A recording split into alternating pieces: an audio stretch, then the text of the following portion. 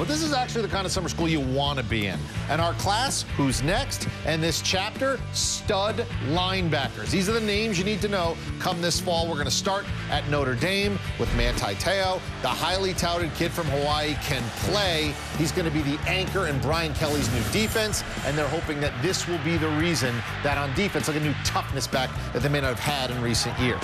He's 6'3", 250 pounds, the sophomore, top-rated outside linebacker by ESPN in the class of 2009. Played all 12 games last season for the Irish, started 10 of them, made 63 tackles last year. That's the third most by a freshman in Notre Dame's storied history. Chris, you played the linebacker position. What's special about Manti Te'o?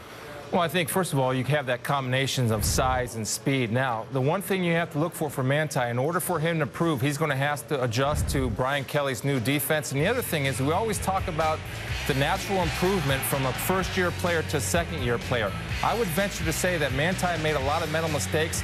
If he cleans up those mental mistakes and he eliminates the thought process in his game and understand that playing linebacker is as simple as see ball, get ball, he's going to explode onto the scene this year. He's going to be nasty. It's not just Te'o. We have more guys that fit into the who's next. And if you're in the Pac-10, you already know him. But for the rest of the nation, you're going to be hearing about Arizona State linebacker Vontaze Burfict, a nasty physical player who's going to anchor the Sun Devil defense coming up this fall.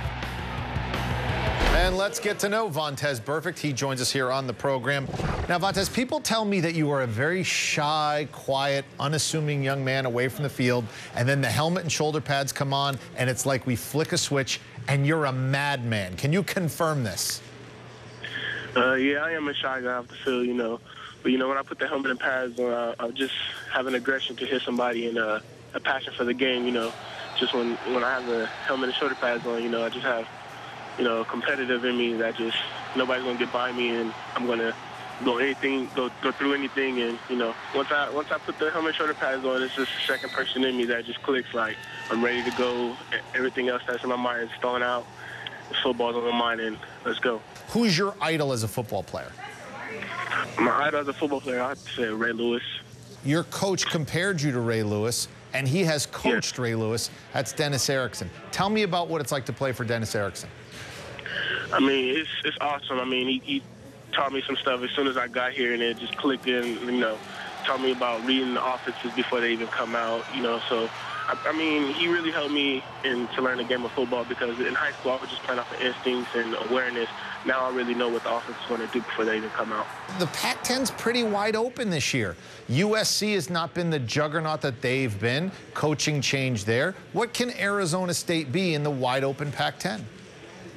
I think we have a chance this year. I mean, we have a new offense coordinator, and our offense is way different from last year. So we expect big things out of Arizona State this year. Well, thank you very much for joining us. We're going to be looking forward to watching you this fall. You're part of our Who's Next series, and you'll certainly be somebody that people get to know this fall. Thank you.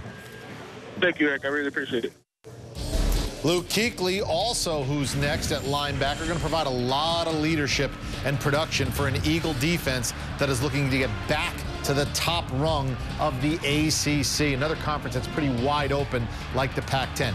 Kuechly, the 2009 ACC Defensive Rookie of the Year, one of 7 Letterman and 2 starters returning to the Boston College linebacker corps. Also back former walk-on Mike Morrissey. You know, the Eagles lost captain Mike McLaughlin, but are hoping that Mark Herzlich, the 2008 ACC Defensive Player of the Year, can return after sitting out last season battling bone cancer.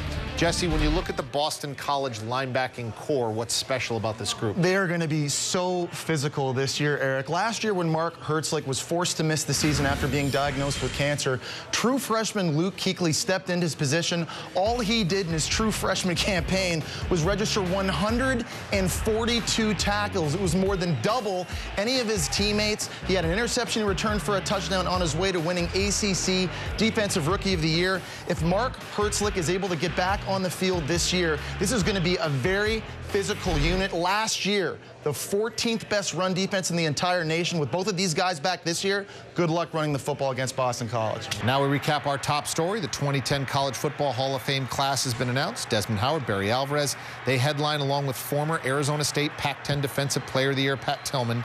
He's well known for leaving the NFL in his professional prime to join the U.S. military, and then tragically was killed while serving in Afghanistan. Chris, he's been an inspiration to many Americans, but as we get ready to celebrate Memorial Day, what did Pat Tillman mean to college football? Well, I think in today's game, a lot of it's a 1-2-3 mentality. Well, Pat Tillman was the opposite of that, service above self. He led by example, and he loved his country, and he gave the ultimate sacrifice for his country. And frankly, he's an example that I use for not only my son, but my 3 daughters on what it is to give, because we know if we give, it will grow. If we keep everything, we lose it. Pat Tillman was a giver. And Chris, I think Pat Tillman was someone that really prevailed against all odds. He was given the last scholarship going into Arizona State. He was an undersized linebacker at 5'11", still won Pac-10 Defensive Player of the Year in 1997. He stood up for what he believed in. He was a very loyal teammate and a very loyal citizen, and he paid the ultimate price for his own country. And I think the College Football Hall of Fame is richer today for having Pat Tillman in it. We have some incredible names in this 2010 class. Pat Tillman right up there with Barry Alvarez and Desmond Howard. We want to congratulate all of our inductees. It's really a great honor.